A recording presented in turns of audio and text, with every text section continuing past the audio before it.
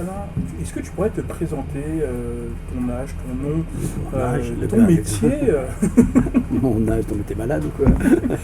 Alors, ouais, je regarde sur Wiki, théoriquement je le sais, hein, tu vois. D'abord, vous avez vu qu'il y a la distance, hein. On s'est distancié, on n'a pas mis les masques, mais on s'est distancié. Alors donc je m'appelle donc Pierre-Alain de Garrigues, dit Padge, puisque évidemment Pierre-Alain de Garrigues c'est l'acronyme de PADG, donc voilà. Pourquoi Padge? Parce que très souvent dans les enregistrements, à un moment donné, ils en avaient un peu marre de mettre tout mon nom, donc ils ont commencé à mettre ce nom-là et c'est devenu un petit peu une marque, je dirais. Donc voilà, donc mon métier c'est... alors d'abord j'ai deux métiers. Le premier, c'est le musicien. Je suis un musicien professionnel au départ, ce qui aura une grosse importance dans ce que je vais faire après dans ma vie. Donc musicien professionnel, batteur, guitariste, et plutôt batteur et voilà, guitare en sus.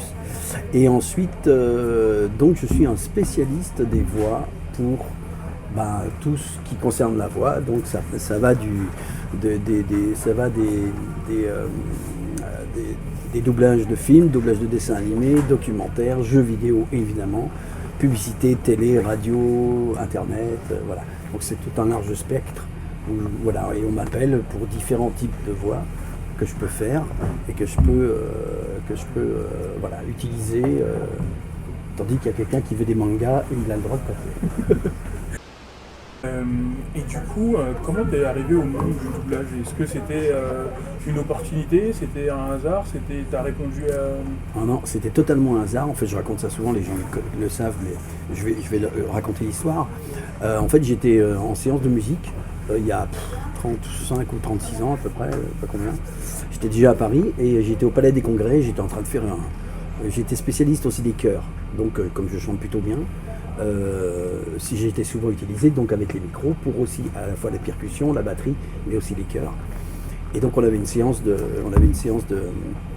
d'enregistrement et dans un studio à côté il y avait une séance de publicité.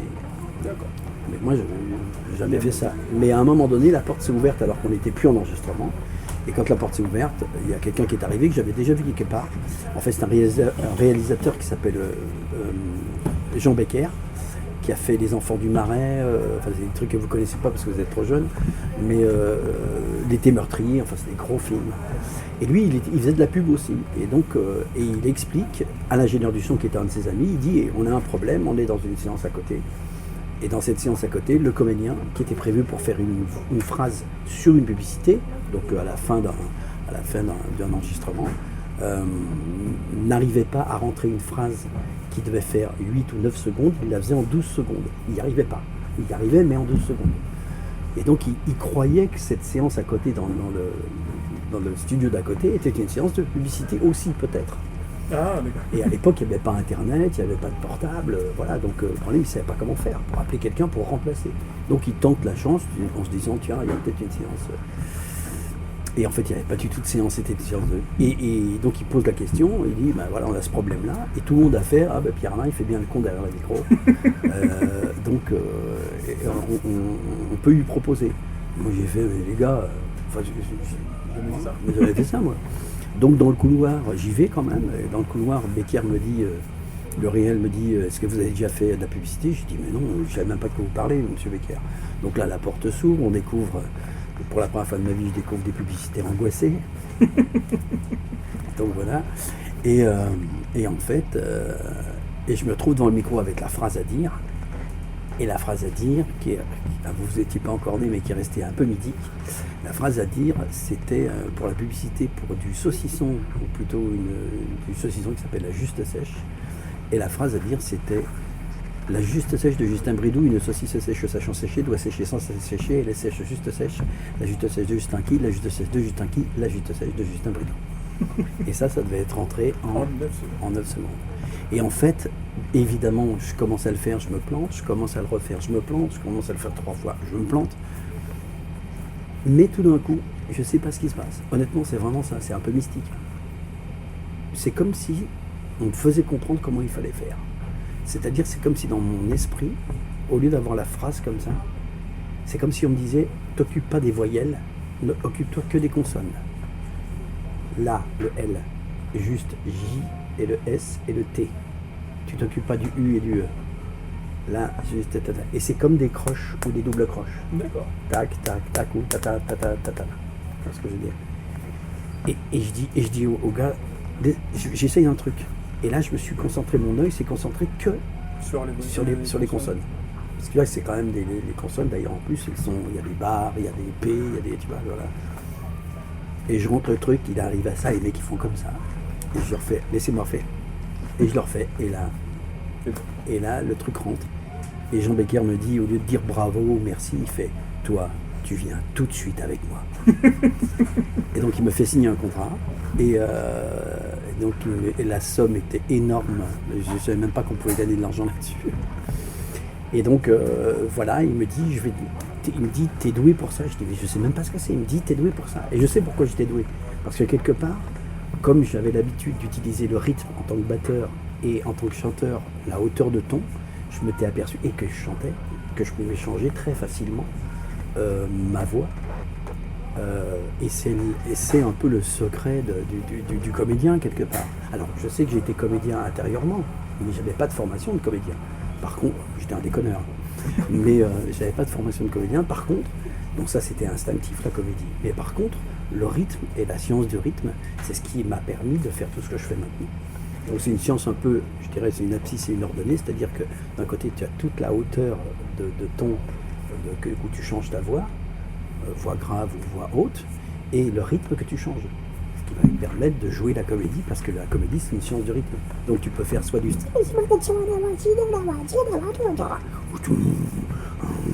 je suis un orque, etc. Donc c'est cette faculté que j'avais de pouvoir monter, et ensuite sur le côté rythmique de pouvoir utiliser le rythme et la dynamique que je voulais, bah, tout de suite, ils m'ont tout de suite employé dans la publicité. Ils m'ont tout de suite employé. Et pendant des années, je suis un peu devenu monsieur pub, parce qu'on m'a proposé tous ces trucs et j'y arrivais. Je ne comprenais pas pourquoi, mais j'y arrivais. Mais comme tu es doué pour faire du vidéo, voilà quoi. Il y a des trucs que je ne sais pas faire, mais ça, je savais le faire. Et je suis en train de regarder la caméra en même temps. Et donc voilà. Et au bout de quelques années, pour ce qui nous concerne, pour un peu tout ce qui nous entoure, bah c'est des années et des années après que je me suis retrouvé en tant que publicitaire et de voix qui allait très très vite pour faire des enregistrements. En fait, il faut savoir que quand on a commencé, quand j'ai commencé à faire des voix, le jeu vidéo n'existait pas. Ça n'existait pas. Le jeu vidéo, les voix du jeu vidéo, ça a à peu près 23-25 ans. Nous, on avait commencé avant.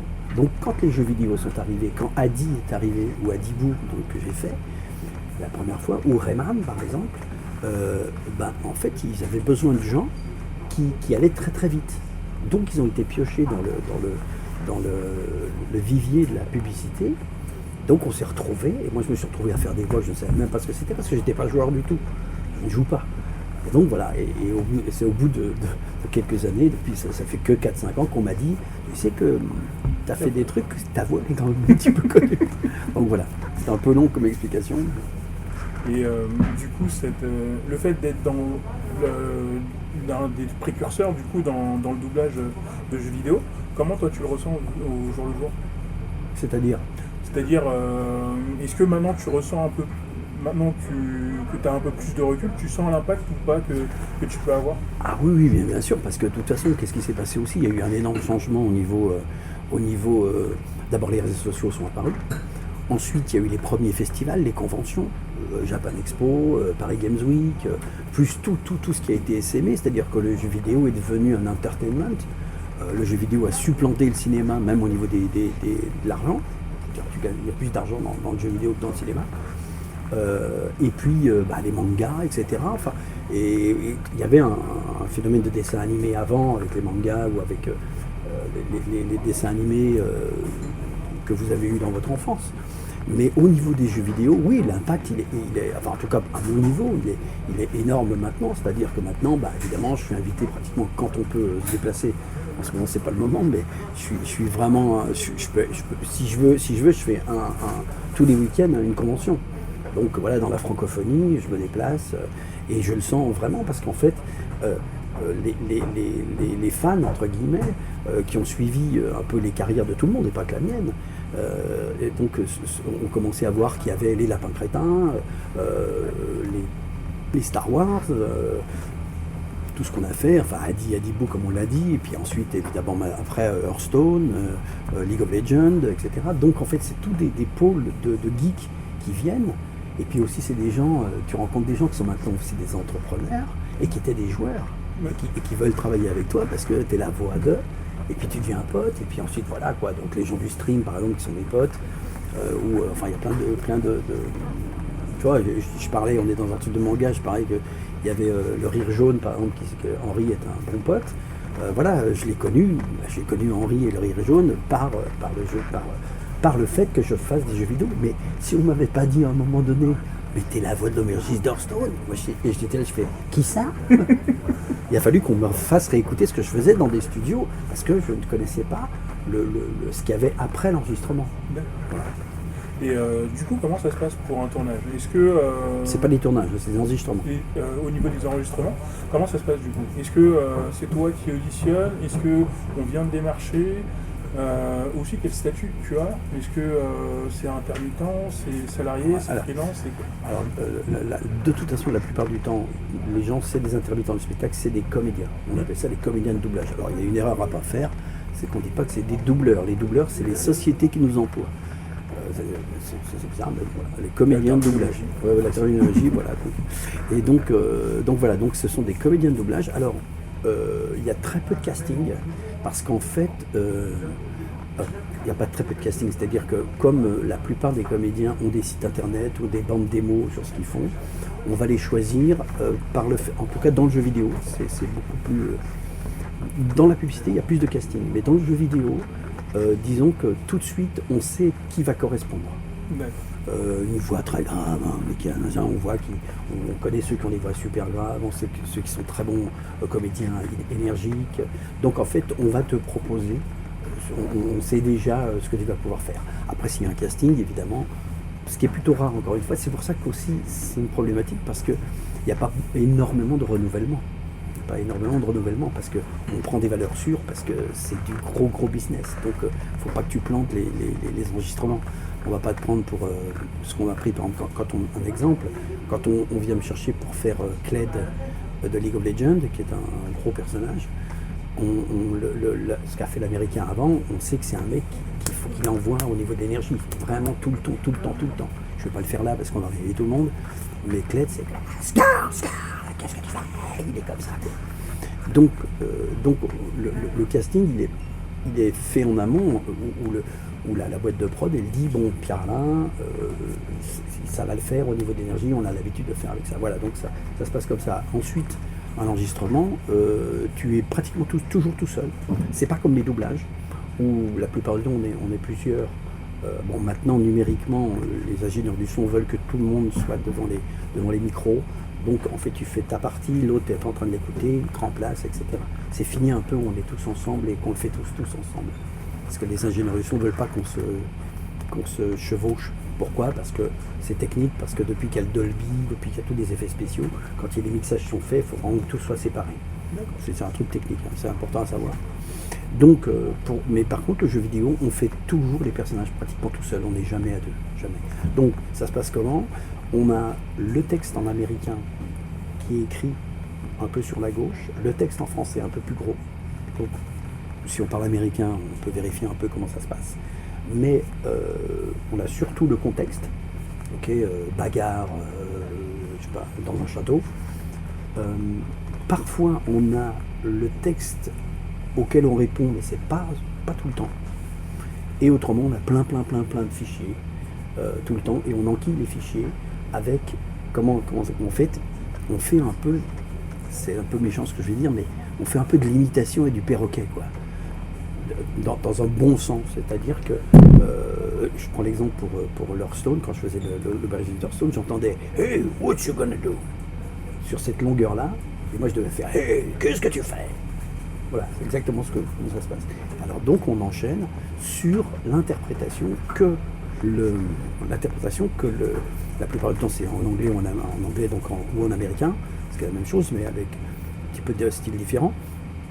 Donc on retranscrit exactement l'impulsion, l'énergie, l'intention qu'a l'américain, parce que ce que veut la production, c'est ce qu'elle veut. parce que tout a déjà été validé en amont. C'était ce personnage qu'ils avaient, qu'ils voulaient, en tout cas pour les jeux américains.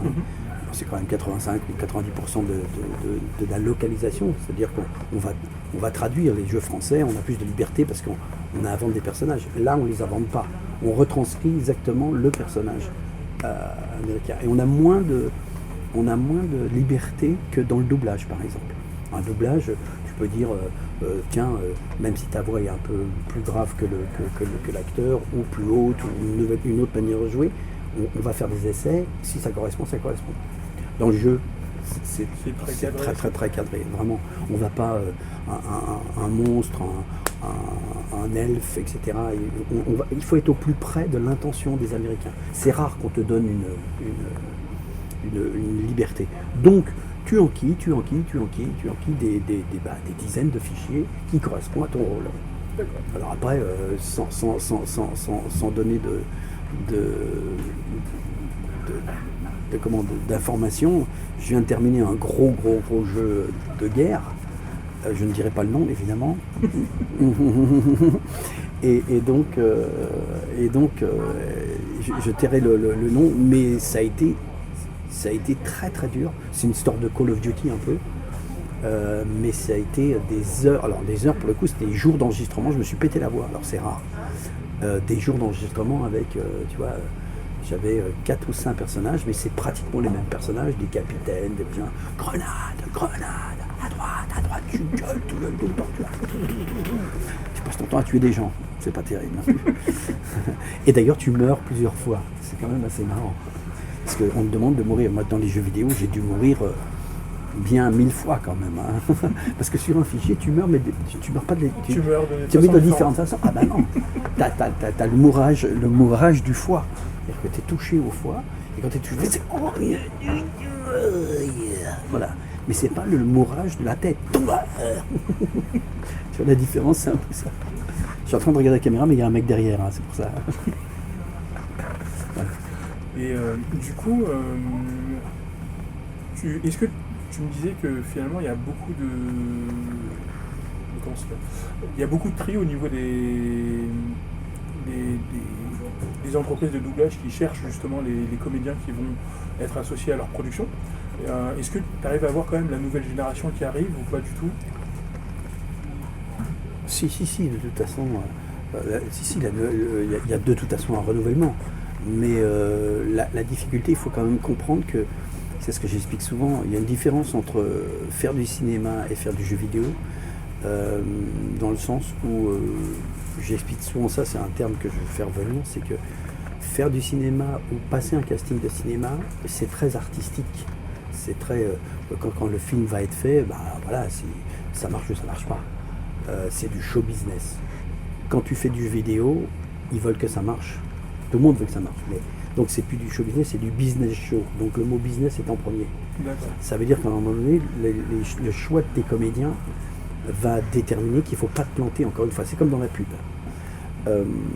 Mais donc par rapport à ça, ce que les comédiens ne comprennent pas, c'est qu'un producteur, moi je suis producteur aussi de toute façon, quand je vais choisir quelqu'un pour travailler avec moi, je veux qu'il me montre ce qu'il a déjà fait. Alors soit il y a des comédiens qui sont dans le renouvellement et qui vont être des comédiens qui vont vouloir faire ça, mais pour me prouver qu'ils sont comédiens, il va falloir que je vois vraiment une très bonne bande démo. Je ne prendrai pas de risque, parce que c'est trop de risques. Parce que tu ne peux pas arriver en séance en disant bah, le mec il fait bien, il fait que ça. Puis après quand je lui demanderai de faire un truc un tout petit peu moins, il faut qu'il me prouve qu'il puisse le faire. Donc en fait il y a tout à fait une possibilité de renouvellement, tout à fait une possibilité d'être dans cette dynamique de création, de vouloir faire ce métier. Et il faut bien comprendre comment ça marche. C'est-à-dire que tu peux pas, c'est pas parce que tu es le copain d'un copain que tiens viens faire des voix avec machin, ça marche pas comme ça. C'est-à-dire que le niveau il est en fait c'est comme tes boulangers et puis la baguette que tu fais, c'est parce que ça fait un moment que tu sais que t'as fait ça. Parce que si ta baguette elle est moyenne, personne ne revient. Et puis au bout d'un moment, voilà, c'est pareil, tu travailles pas dans ce métier-là. Si un jour tu viens et puis que tu n'arrives pas à faire ce qu'on te demande ou tu le fais relativement moyen, tu vas bosser une fois, deux fois, trois, c'est fini. Donc en fait, il y a du renouvellement, il y a toujours du renouvellement, mais il faut comprendre que plus il y a des renouvellements, plus il faut que la démo que donne le comédien soit qualitative. pour que le producteur soit sûr de son coût.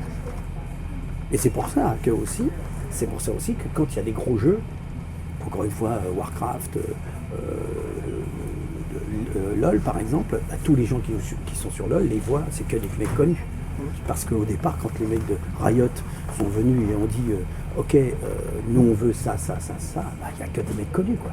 Parce que tu prends très rarement des risques. Alors par contre, celui encore une fois qui fait une démo, qui a vraiment été, et qui montre qu'il est comédien sur plein d'autres plans aussi, il est intéressant aussi. Il y a des gens qui prennent aussi des moments pour faire des castings, hein, mais il faut bien comprendre que c'est pas évident. Tu m'as dit aussi que tu étais producteur, donc du coup ça t'arrive de choisir toi-même les comédiens de doublage. Est-ce que pour toi, avoir une formation dans le domaine, c'est quelque chose qui est important ou pas? Dans le sens où tu disais c'est plus la technique, c'est plus la démo qui va être l'outil de persuasion.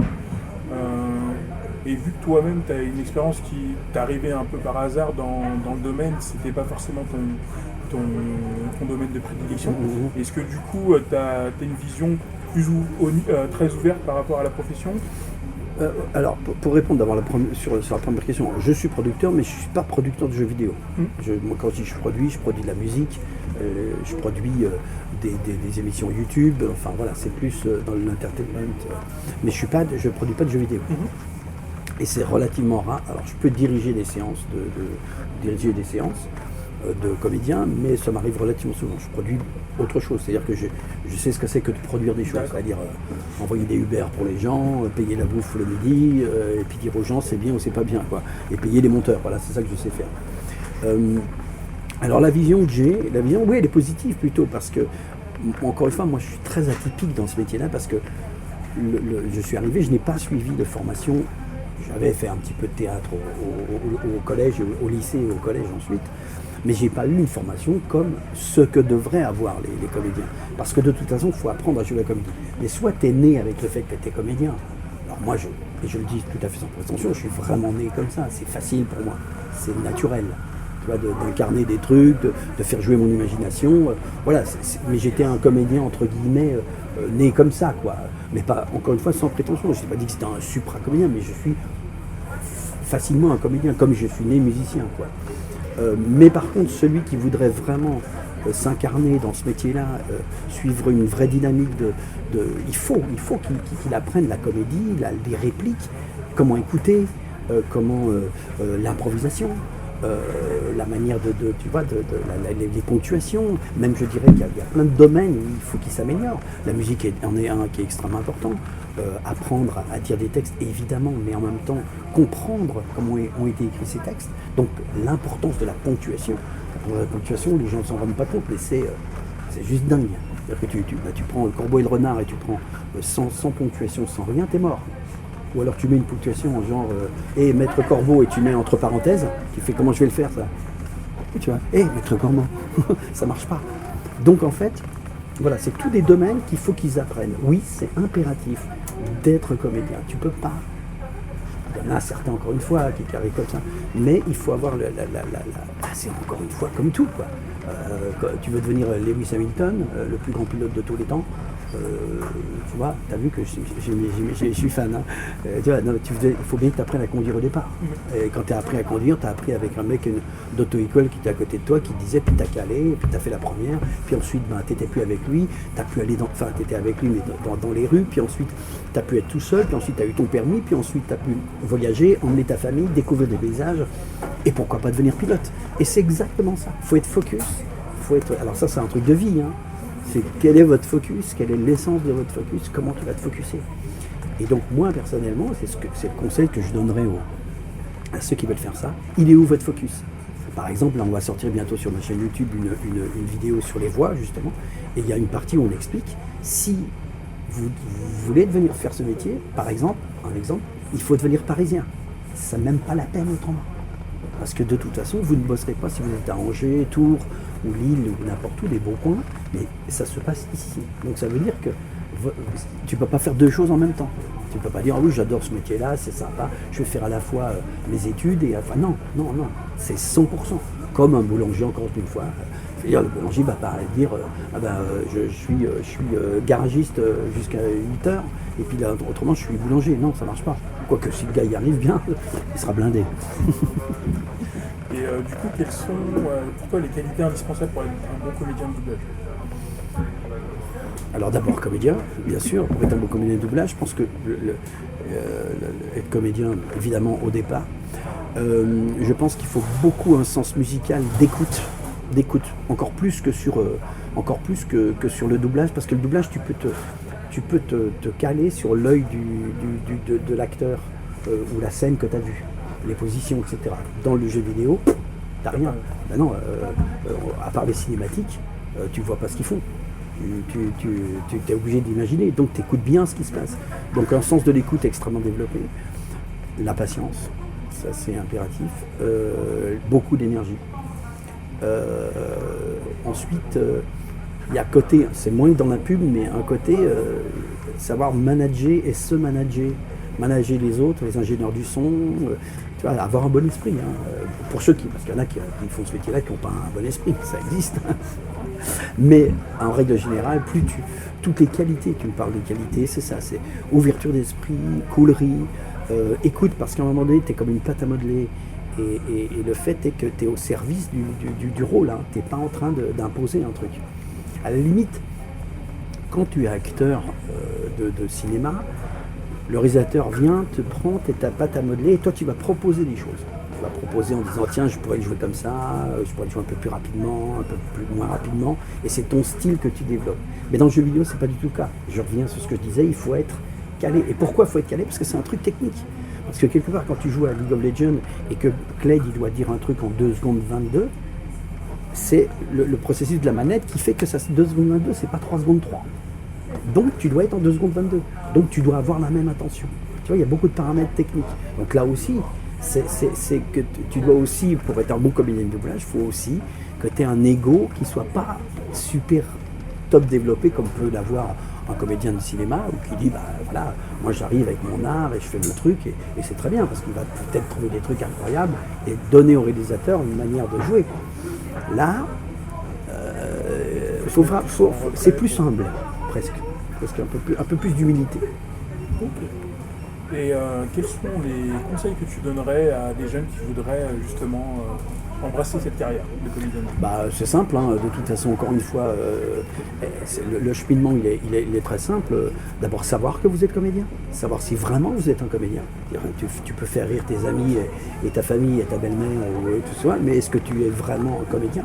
Donc tu peux incarner différents types de voix. Ensuite, choisir que tu veux devenir comédien, je l'ai dit tout à l'heure, ça se passe ici, donc je vais devenir parisien, donc ça veut dire que peut-être avoir un autre boulot à côté pour payer le loyer, trouver un endroit, enfin tu vois, c'est le genre de... Ensuite, impératif, la bande démo. Si t'as pas une bande démo, c'est mort. Parce que, encore une fois, je donne un exemple ou une métaphore, on se rend compte, moi je suis musicien, toi t'es musicien, on se rend compte à New York parce que t'es en vacances, t'es avec ta copine, moi avec ma femme, et tu me dis, à Pierre-Lin, j'ai entendu dire que t'avais besoin d'un guitariste. Je dis ok, tu me donnes ton nom, je vais googliser, je vais voir ce que t'as fait. Tu vois, mais c'est pas parce que tu deviens un pote avec moi que je vais te prendre. Donc, en fait, qu'est-ce que tu me montres? Donc une bande démo. Alors la bande démo, ça veut dire déterminer auparavant ce que tu peux faire. Parce qu'il y a des gens que tu ne peux faire que par exemple des gens en colère t'es pas obligé de tout faire aussi. C'est pas obligatoire de tout faire. Tu peux très bien, comme dans la pub, il y a des voix de filles, par exemple, ils sont des spécialistes des voix très très douces de parfum par exemple. Et au niveau de la comédie, elles vont pas y arriver. Donc déterminer ce que tu sais faire. Et ensuite, faire une bande démo, des bandes démo, où on te voit, où on t'entend jouer la force, la jalousie, la colère, la tranquillité, l'amour, la tendresse, la folie, etc. Et puis plus tu vas, plus tu peux montrer toutes les facettes de ton talent. Tu peux prendre un manga, faire un personnage, et puis montrer ce que tu fais, ou montrer ou faire entendre. Et là, le producteur, c'est ce que je t'ai dit, le producteur il est là, il connaît ton nom, il fait ok, qu'est-ce qu'il fait? Ah, il fait un truc. J'écoute, ah ouais, ça assure. Et puis surtout, dans la bande démo, il faut qu'elle soit plurielle, parce que tu peux me dire ouais, je fais très bien ça, mais si je t'entends pas faire autre chose de totalement différent, tu peux m'ambiancer. Tu peux avoir fait 300 prises dans ta cabine de son et tu as pris la meilleure, mais tu ne vas pas pouvoir me délivrer le même message au moment où je te le demanderai. Donc en fait, c'est pouvoir prouver au producteur que tu vas surtout ne pas planter la séance. Ça, c'est impératif. Donc voilà, savoir que tu es comédien, savoir que c'est à Paris, faire une bande démo, savoir aussi que c'est un métier qui va avoir des hauts et des bas. Là, tu peux dire, c'est sûr que le grand truc si vous voulez avoir, vous avez le truc extrêmement positif, c'est que vous êtes libre de faire ce que vous voulez dans votre vie. C'est-à-dire qu'il y a quelqu'un qui vient et qui te dit tu vas faire ça, tu peux lui dire non, il y a quelqu'un qui t'appelle. Tu peux lui dire non, j'ai pas envie, tu as le droit, parce que tu fais ce que tu veux de ta vie. Par contre, ça implique que tu n'es pas un fonctionnaire qui est sûr d'avoir ta paye tous les mois, etc. Ça, c'est une dimension que les gens ne comprennent pas non plus. Donc le processus d'avoir la liberté de faire ce métier, ça implique d'avoir la liberté d'avoir peur. Je te remercie beaucoup, Pierre. Merci du temps que tu nous as accordé. Écoute, avec plaisir. Justement, j'ai ma garde du corps qui arrive. Ah bah oui, d'accord. Donc, écoute, c'était un plaisir. Voilà, donc vous retrouverez cette interview avec Georges Clooney et DiCaprio que je retrouve tout à l'heure. Merci à tous.